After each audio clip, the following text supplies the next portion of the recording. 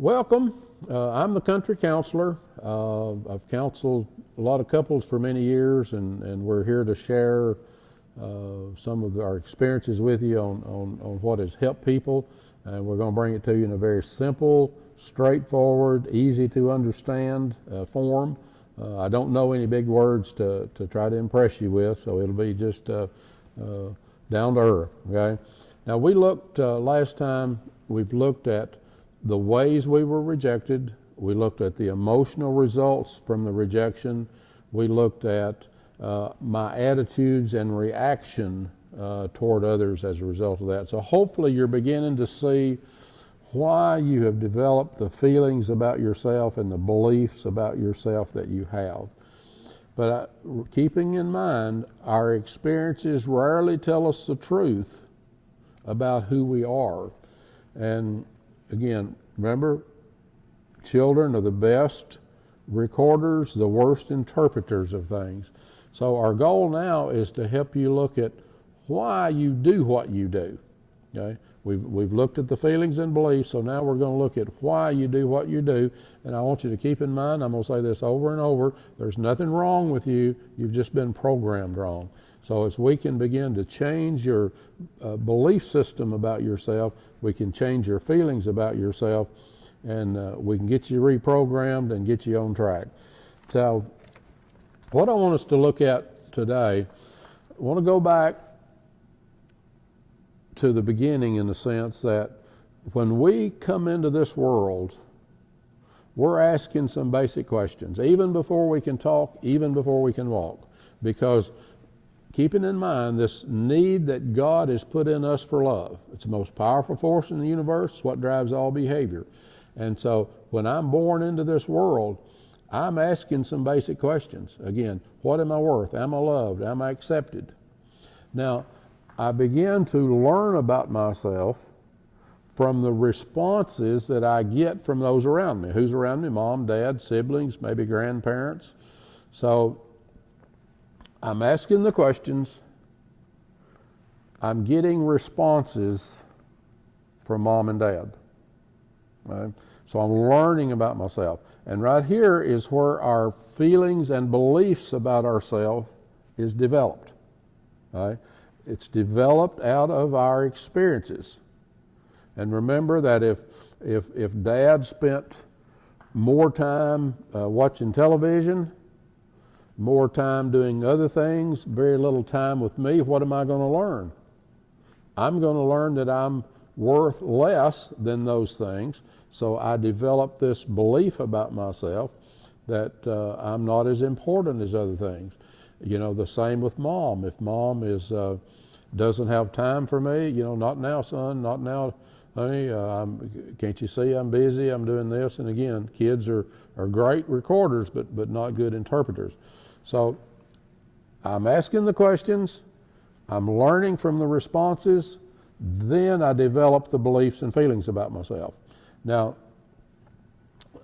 the next thing that's going to happen is I'm going to begin to develop coping mechanisms in order to deal with the way I feel about myself. Now, let me give you an example here of how this is going to work. Let's say that I feel unloved. That's the feeling that I have developed, in my early years. Well, some of the coping mechanisms that I may come up with, this is not a guarantee, but we can see these in general. If I feel unloved, I'm very likely to become a people pleaser. In other words, I'm trying to find that love and acceptance. So I'm going to do anything that I can do in order to get you to accept me. On the reverse of that, I may become unable to receive love because I've known so much rejection, and I just don't believe that you love me. So it's hard for me to receive it. I may become, as we talked about earlier, I may become addicted to food. I may become a glutton. Again, out of this, I don't feel loved, and I'm trying to find, you've all heard of comfort food. I'm trying to find some comfort in anything that I can find. I may become depressed. Again, because I don't feel loved, I don't feel a part, and so therefore that may lead me to depression. I may become very pessimistic. All I've known is I've known a lot of rejection, so I'm pessimistic that things are going to get better. I may become too submissive. Again, trying to be what you want me to be, and I'll let you run over me. So those are some of the coping mechanisms that I may develop out of this feeling of unloved. So let's say I felt unwanted too. Well, if I feel unwanted, my coping mechanism may be withdrawal.